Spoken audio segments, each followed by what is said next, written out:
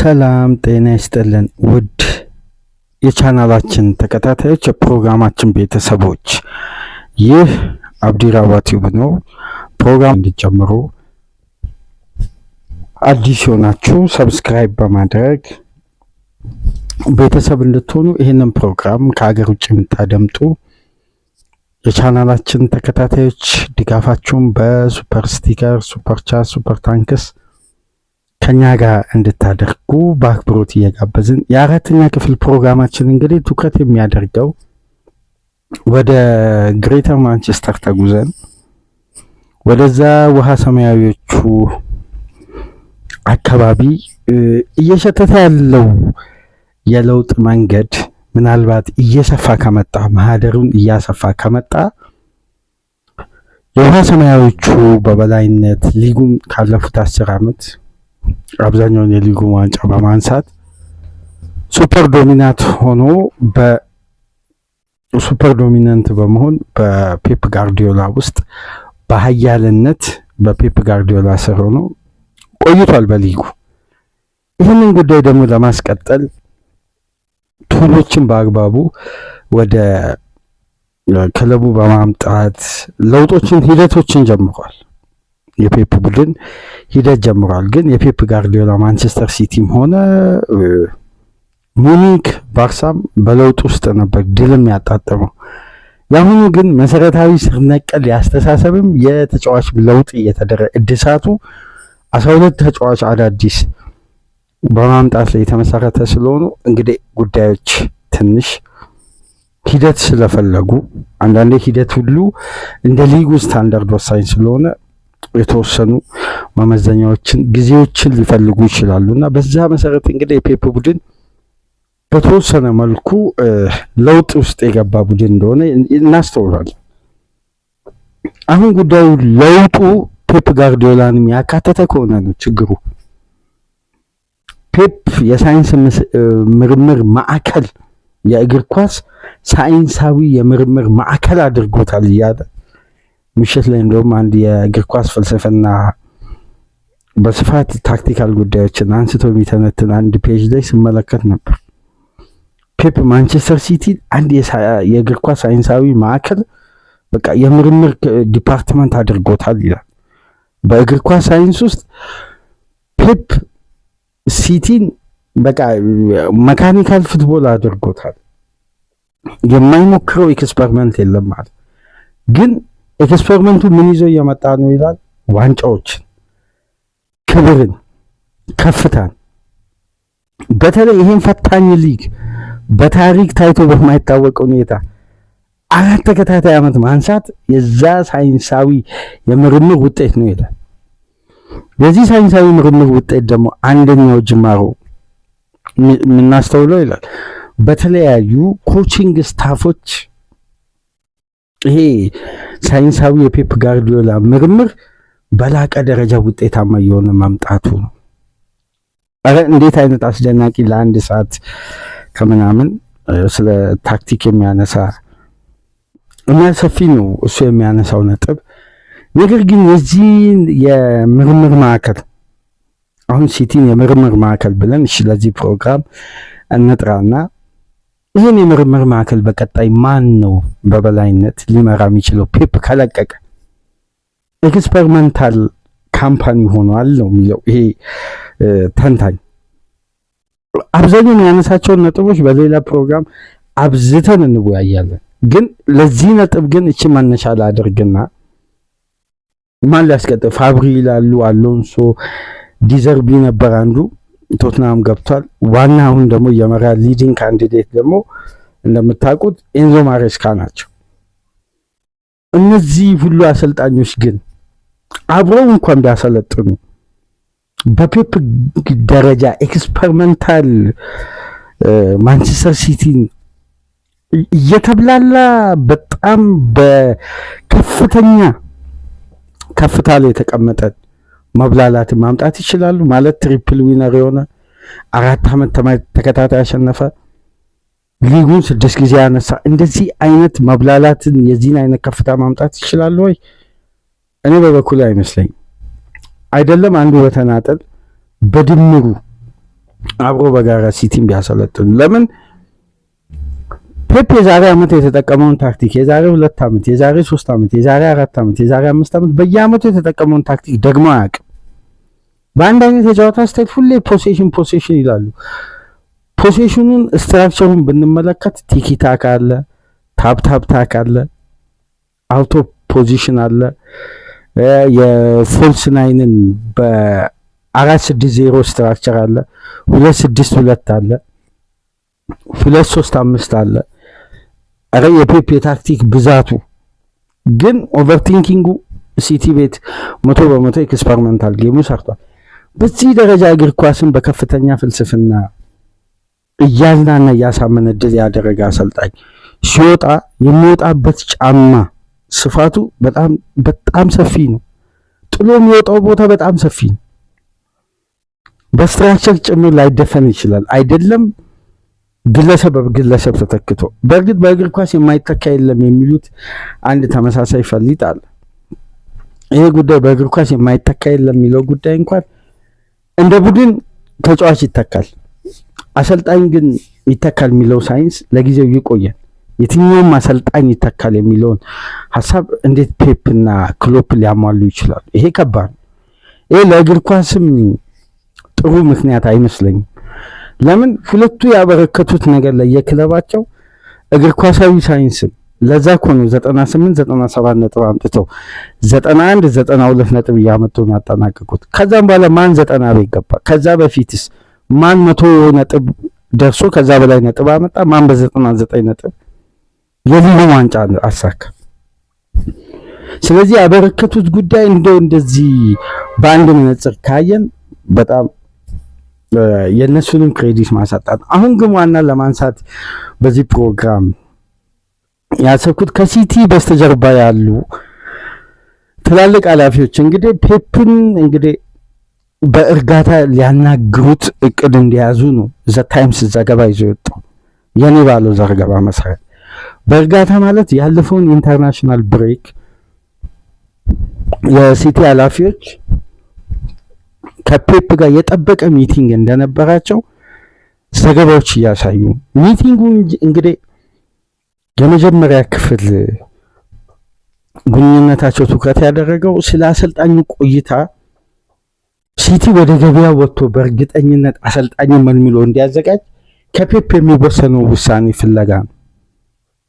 ግን አንድ አስደናቂ እዛ ዘገባ ላይ የተመለከትኩት ፔፕን ይሄ የሚያነቃ የዝውውር ፓወር ወይም የዚህ ተጫዋች መዘዋወር ለአዲስ ኤክስፐሪመንት የበለጠ አነቃቅቶኛል ብሎ የሚያምነውን የዝውውር ፕሮጀክት ይፈልጋል አለ እዛ ዘገባ ላይ የተመለከትኩት። ይሄ ማለት ከኤሊት አንደርሰን የሚጀምር የአማካይ ክፍል እደሳ ፔፕን ከፍተኛ ውጥረትና ጭንቀት ይሄ የቤት ስራውን የሚያበዛ የምልመላ ሂደት አልፈለገም። ፔፕ ጋርዲዮላ ለፈተና ሁሉም ዝግጁ የሆነ አሰልጣኝ ነው። ግን ይሄ ፔፕን በከፍተኛ ሁኔታ አነቃቅጦ በአዲስ ኢነርጂ የቀድሞውን አይነት አሸናፊነት አውሬነት መልሶ ሊያላብሰው የሚችል ስትሮንግ የሆነ ዝውውር ይፈልጋል አለ። አይ እንደዚህ ከሆነ ፔፕ ሚሽኑን አልጨረሰም ማለት ነው። እንደዚህ ከሆነ ቀጣይ ዓመት የመቆየት እድል አለ። በነገራችን ላይ ለምን መሰላችሁ?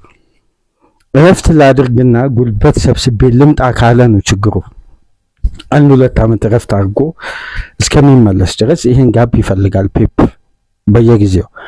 አሁን ግን እንደዛ አላለም። እንደ አዲስ የሚያነቃቀኝን የሆነ ኃይል የሚሰጠኝን አዲስ ፓወር የሚያነቃቃኝን የዝውውር ሂደት ፈጽሙ ብሎ ለነሂጎ ቬና አሳውቋቸዋል ይላል። እና በዚህ ኢንተርናሽናል ብሬክ በነበረበት ወቅት የሲቲ ኃላፊዎች የቡድኑ የበላይ ጠባቂዎች ዴሊጌሽን ቡድን እዛው በማንቸስተር ከተማ እንግዲህ የፔፕ ጋርዲዮላ መኖሪያ ቤት መገኘታቸውን ተረጋግጧል። የሆነ ሚቲንጎች እንዳሉ ታውቀዋል። የዛ ሚቲንግ ላይ እንግዲህ ተገኘ የተባለው መረጃ ይሄ ብቻ ለጊዜው፣ ግን ከሰሞኑ መውጣቱ የማይቀር ነው። በደም ይወጣል። ግን አሁን እዚህ ጋር አንድ ጉዳይ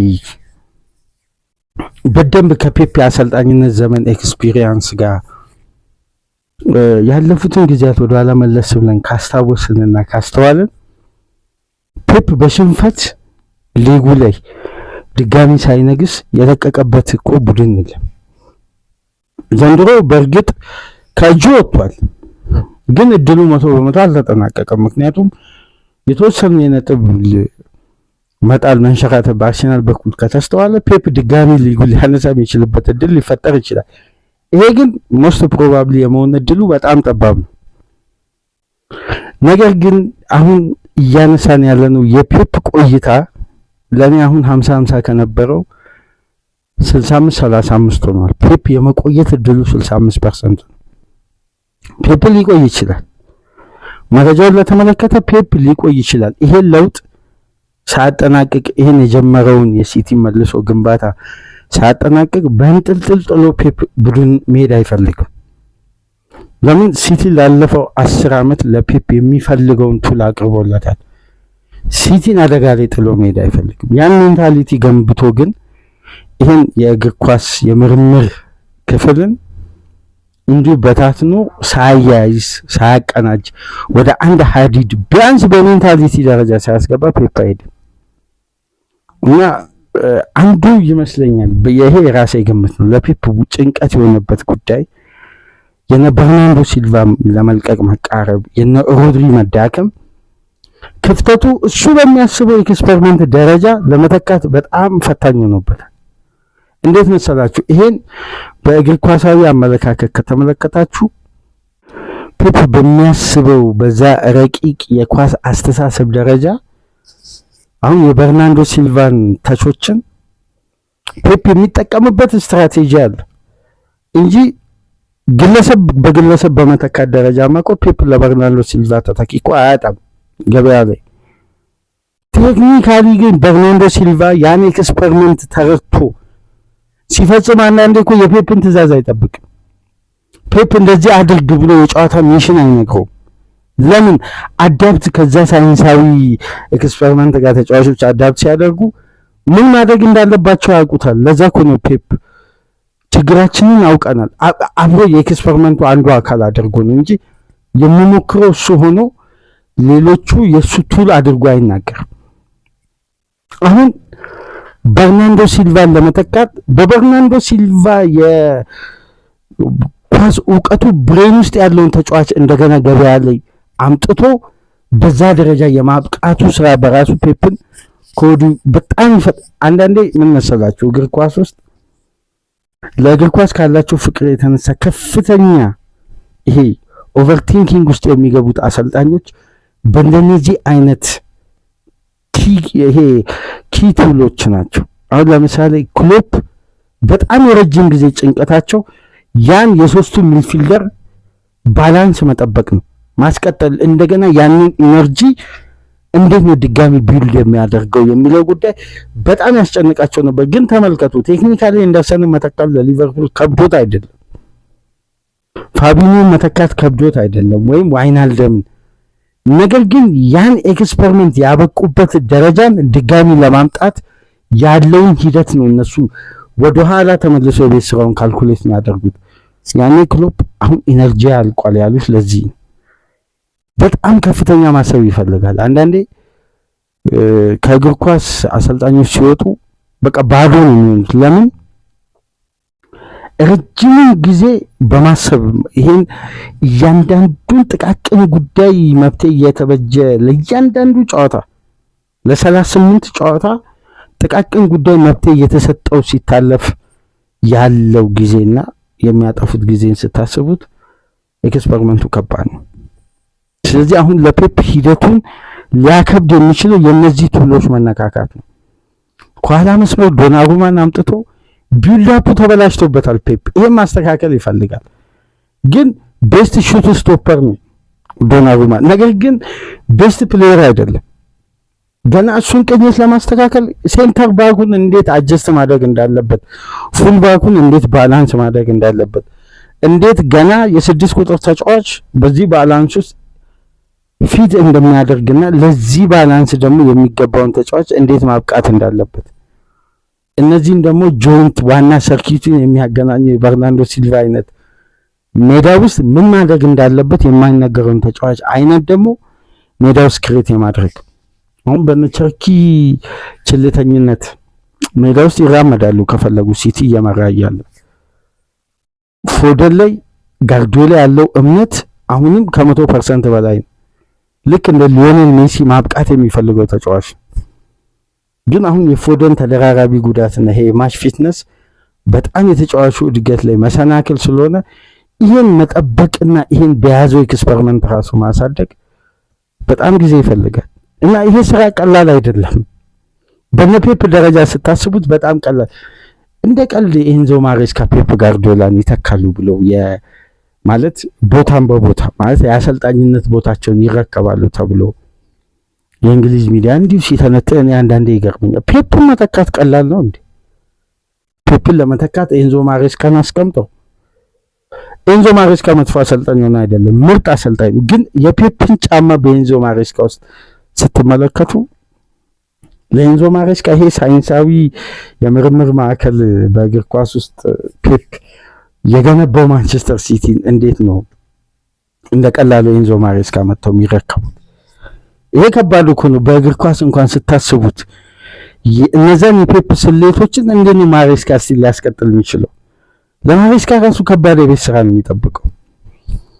እና አሁን ቢያንስ ለሲቲ ደጋፊዎችን ሊያረጋጋ የሚችለው ፔፕ የመቆየት እድል ምልክት አሳይቷል፣ ግን ኮንፈርሜሽን አይደለም። ይሄን ኮንፈርሜሽን እንግዲህ እቺ የኢንተርናሽናል ብሬክ ላይ የነበረችው ሚቲንግ ውጤቷን እንግዲህ በቀጣይ እንሰማለን ብለን እንጠብቃለን። ከመግቢያው ጀምሮ የምትመለከቷቸው ምስሎች አሉ አይደል? በስክሪናችን ላይ የዛሬ እንግሊዝ ጋዜጦች ጸረ እግር ኳስ የሆኑ አሰልጣኞች ወደ እግር ኳስ ሲመጡና አንዳንዴ ቴክኒሻል ተጫዋቾችን በመድፈቅ የራሳቸውን ብራንድ ማስታወቅ የሚፈልጉ የዘመናዊ እግር ኳስ አሰልጣኞች አሉ። በነገራችን ላይ ይህን ስናገር ይቅርታ አድርጉልኝ። በጣም በጀርመን እግር ኳስ ፍልስፍናና በጋርዲዮላ የጨዋታ ስታይል በጣም እግር ኳስ ውስጥ አንድም ቀን ሳላርፍ የማየው የታክቲክ ሂደት ቢኖር የጀርመን እግር ኳስንና የጋርዲዮላን ሲስተም ነው። ለክሎፕና ለጋርዲዮላ ካለኝ የተለየ አድናቆት የተነሳ ነገር ግን በተቃራኒው እግር ኳስ ውስጥ ምናልባት በአሰልጣኝነት ደረጃ ይሄ ፕሮጀክት የሚለውን ቃል መሬት ላይ አውርዶ ያልተመለከትኩት አሰልጣኝ ቢኖር ቶማስ ቱኸል። የቶማስ ቱኸል ሁሌም አንድ የሚያስገርመኝ ነገር ከቼልሲ ቤት አንስቶ እስቲ ልብ ብላችሁ ከተመለከታችሁ ቴክኒሻል ተጫዋቾች ላይ በማመጽ ወይም እነዛ ተጫዋቾች ላይ ይሄ የተለየ እንከንና ይሄ ታክቲካል ቢኖር ለቡድኑ ይጠቅማል፣ ባይኖር ግን ምንም ልዩነት የማይፈጥር ጉዳይ ላይ ትኩረት በመስጠት የበለጠ ቴክኒሻል ተጫዋቾችን በማብጠልጠል የራሱን የሲቪ የመገንባት ስትራቴጂ አለ። ከተጫዋች በላይ ያበጠ ኢጎ አለ ቱኸል ውስጥ። ይህን ምላችሁ በምን ምክንያት ነው ስላችሁ፣ እስቲ ቱኸል በያዘበት ቡድን ውስጥ ዴምቤሌና ቶማስ ዊግልን፣ ክሪስቲያን ፑሊሲችን፣ ኢልካይ ጉንዶዋንን ዶርትመንድ ቤት ኒኮላስ ቤንደርን እንዴት ነበር ትሪት ሲያደርግ የነበረው? ቼልሲ ቤት ነው ሐኪም ዚያችን፣ ፑሊሲችን በድጋሚ እነ ሜሰን ማውንት ምርጥ ሆኗል በቱኸል ውስጥ። ግን በቱኸል ውስጥ ምርጥ የሆነው ማውንት አሳምኖት እንጂ በማውንት የማመን ችግር ነበረበት። መጀመሪያ ሲመጣ የተጠቀመው ቲሞ ቨርነርንና ካይ ሃቨርትን ነበር እንዴ? ታስታውሳላችሁ? ሆድሲን ኡዱኒን፣ እነ ቲሞ አብርሃምን፣ እነ ቶሞሪ እነዛን ተጫዋቾች ትሪት ያደረገበትን መንገድ ተመልከቱ። አሁን ደግሞ ቀጣዩ የቶማስ ቱኸል ሰለባ ማን ነው? የማንቸስተር ሲቲ ፊል ፎደን። በካምፕ ውስጥ ምርጡ ተጫዋች ነው። በካምፕ ውስጥ የሚወደድ ባህሪ ያለው አስቸጋሪ አይደለም ማለትና በሜዳ ውስጥ ግን ያንን እየተመለከትን አይደለም ማለት። አሁን የፎደን ቦታ በጥያቄ ውስጥ ነው አለ። እንግዲህ የጊዜ ልዩነትን ተመልከቱ። ለእንግሊዝ ብሔራዊ ቡድን ፎደን ነው ሳካ ነው መሰለፍ ያለበት በዩሮ 2024 ሲባል ነበር። ዝም ብላችሁ ተመልከቱ። የአሰልጣኝ ለውጥ ይሄ በፕሮጀክት የማያምን አሰልጣኝ አንድ ቡድንን ሲይዝ በጊዜያዊ ውጤትና በአርቲፊሻል ይሄ መሰረት በሌለው ስኬት ላይ ጥገኛ የሚሆን አሰልጣኝ ሁሉም የአንድን ትውልድ የሚያጨናግፍ አስተሳሰብ የሚያመጡት እንደነዚህ አይነት አሰልጣኞች ናቸው። በነገራችን ላይ እኔ በጣም የእንግሊዝ ብሔራዊ ቡድን ከፊት ለፊት የሚታየኝ ትላልቅ አደጋዎች ናቸው ከውጤታማነት ይልቅ። ለምን መሰላቸው የምለው ቶሎ እንደመጣ የመጀመሪያ ችግሩን የጀመረው ከማን ጋር ታስታውሳላችሁ? ከቤሊንጋም ጋር። እናቴ የቤሊንጋምን ባሪ አድናቂ አይደለችም በማለት ጀመረ። እናቱ ምን አገባት? የእንግሊዝ ብሔራዊ ቡድን አሰልጣኝ ተደርጎ ነው የተሾመው። እናቴ በቤሊንጋም ባሪ ላይ ያየችውን ጉዳይ በጣም ተጠይፋለች። ግን ያለውን ፐርሰናሊቲ ቤሊንጋም ጥሩ ተግባቢ መሆኑን ለእናቴ ገልጬላታለሁ አለ። የመጀመሪያውን ጉዳይ ታስታውሱ እንደሆነ የቱኸል ቅጥር እንደተጀመረ ከዛ ምን አደረገ? የፓልመር የፎደን የቤሊንጋም ቦታ አደጋ ውስጥ ነው አለና ሩጫ፣ ፍጥነት፣ ጉልበት ያገነነው ሞርጋን ሮጀርስ ከቴክኒክ በላይ ስለ ቴክኒክ ለሲቲ ደጋፊ አይነገረውም። ለምን? በርናንዶ ሲልቫን፣ ዳቪድ ሲልቫን፣ ራያን ቸርኪን፣ እነ ሪያድ ማሬዝን፣ እነ ሊሮይ ሳኔን፣ እነ ካንሴሎን፣ እነ ኬዲቢን፣ ጉንዱዋንን፣ አጉዌሮን ላየ የሲቲ ደጋፊ ቴክኒክ ምን ማለት እንደሆነ አይነገረውም። ሞርጋን ሮጀርስን እዛ ቦታ ላይ የበለጠ ቋሚ ለማድረግ ሲያስብ የነዛን ሶስት ተጫዋቾችን ክላስን ተመልከቱ። ዝም ብላችሁ አሁን እሱ ምንድነው ኤክስፐሪመንት ነው። ስለዚህ እኔ ባደረግኩት ኤክስፐሪመንት ከነዚህ ተጫዋቾች የበለጠ ይሄ ተጫዋች ይበልጣል አለ። ዋነኛ መመዘኛው ምን መሰላችሁ? ሲቲ ቤት እነዚህ ሶስት ተጫዋቾችን ብታመጡ ቋሚ ይሆናሉ። ሞርጋን ሮጀርስ ግን በዛኛው ትውልድ ቋሚ አይሆንም። ለመሰላችሁ ቋሚ ማይሆነው ሞርጋን ሮጀርስ እና ጃክ ግሪሊሽ መካከል ያለው ትልቁ ልዩነት ምን መሰላችሁ? ፖዚሽን ነው። ሮጀርስ ከሚንሰርድ በኋላ በደንብ መፍጠን ይችላል። ጃክ ግሪሊሽ ክንፍ ላይ አንድ ድሪብል አድርጎ መፍጠን ከጀመረ መያዝ ይከብዳል። የፖዚሽን ልዩነት እንጂ በደንብ እስቲ እግር ኳሱን በቴክኒክ ተመልከቱ። አስበው ሳይሆን ከኳስ ጋር ቆይታ የሚያደርጉት በያዙበት መስመር ያላቸውን ጉልበትና ፍጥነት ተጠቅመው ነው። ይሄን ጉዳይ በግልጽ መነጋገር አለብኝ። ምንም እዚህ ጋር ሸፋፍኖ ማለፍ አያስፈልግም። ሚዲያ ስላገነነ ብቻ ተቀባይነት አለው ማለት አይደለም። ሚዲያ ያገነነ ሁሉ ክላስ ነው ማለት አይደለም በነገራችን እንጂ ለሲቲ አሁን ለ10 ቁጥር ቦታ ለበርናንዶ ሲልቫ 8 ቁጥር ግራ 8 ቀኝ 10 ቁጥር አውት ኢን ኤንድ አውት ሆኖ ለመጫወት ምናምን እኮ ሊጉ የሚፈልገው ተጫዋች ሞርጋን ሮጀርስ ነው። ግን ጋርዲዮላን እያስጨነቀ የሚገኘው ቴክኒካሊ ሜዳ ውስጥ ጫውተው የሚያስፈልገው ሞመንት መረዳት የሚችል ነው።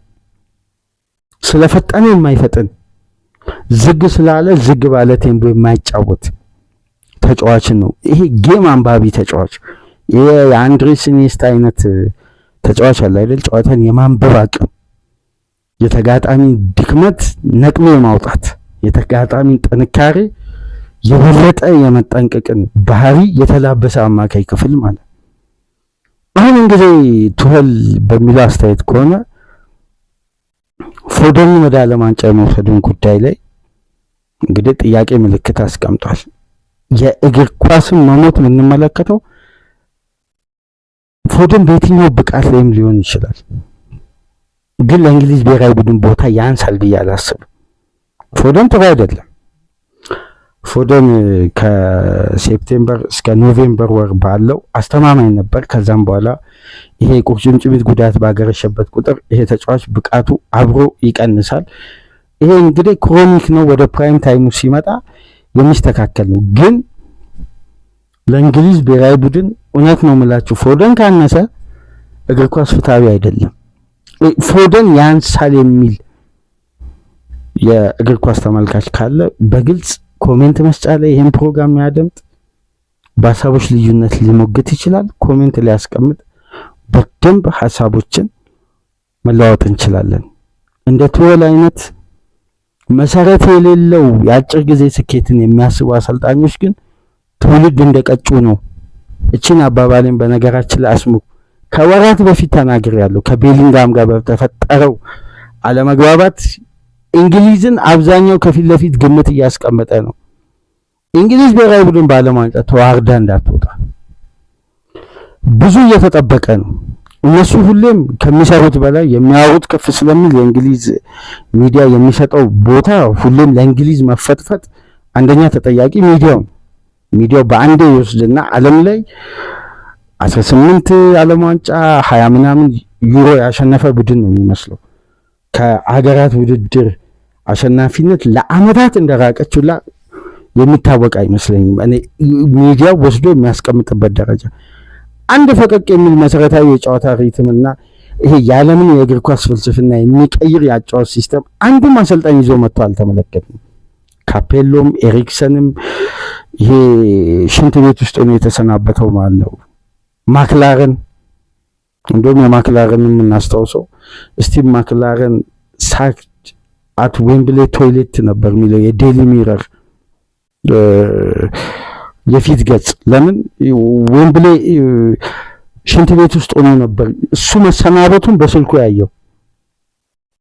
እና እንግሊዛውያን ይሄ ከስራቸው በበለጠ መጀመሪያ የሚሰጡት ዝና እንዳለ ሆኖ አሁን ቱኸል ይሄን የሚዲያ ጫጫታ ተጠቅመው እንግዲህ የፎደን ብቃት መውረድን ከፎደን ኳሊቲ ጋር አይገናኝም። ኳሊቲውን መጠቀም ሌላ ጉዳይ ነው፣ ብቃት መውረድ ሌላ ጉዳይ ነው። ግን አሁንም ምነው ምላችሁ ፎደን ለእንግሊዝ ብሔራዊ ቡድን ቦታ ካነሰ እግር ኳስ ፍትሃዊ አይደለም። ፎደን ካነሰ ለፋይናል ሰርድ የትኛውን ፖዚሽን ቱኸል በሚያሰለጥነው ቡድን ውስጥ ፎደን ቦታ ካጣቆ ይሄ እግር ኳስ በዘመናዊ እግር ኳስ ውስጥ ጋርዲዮላ የደከመው የዚህ የረጅም ዓመት ድካም ክሎፕ የቀየረው የኢንቴንሲቲ ሲስተምን ምናምን አፈር እየበላ መሆኑን ነው የምናየው። ቱኸል እነ ፎደንን ቀንሶ ዓለም ዋንጫ የሚሄድ ከሆነ ከዚህ በላይ አንገት የሚያስደፋ የእግር ኳስ ዘመን ተመልክቼ አላውቅም።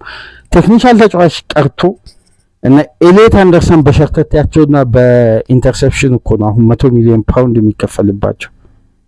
በሸርተቴና ኢንተርሴፕሽን አንድ ተጫዋች 100 ሚሊዮን ፓውንድ እየተከፈለ ለብሔራዊ ቡድን ቋሚ ለመሆን እየተመረጠ የነፎደን አይነት ደግሞ ቲቪን ከፍተን እንድንዝናና ያደረጉ ቴክኒሻል ተጫዋቾች ከብሔራዊ ቡድን የመቀነስ ጫናው ሲገቡ እንደመመልከት የሚያሳፍር ነገር የለም። ለማንኛውም ግን ይሄን ጉዳይ አስፍተን በነገው ፕሮግራማችን ይዘን እንመጣለን። ላይክ፣ ሼር፣ ሰብስክራይብ ማድረጋችሁ እንዳትረሱ። ከሀገር ውጭ የምታደምጡ በሱፐር ስቲከር፣ በሱፐር ቻት፣ በሱፐር ታንክስ ድጋፍ አድርጉ። የአራተኛው ክፍል ፕሮግራማችን ይሄን ይመስላል። ሰላም ቆዩ።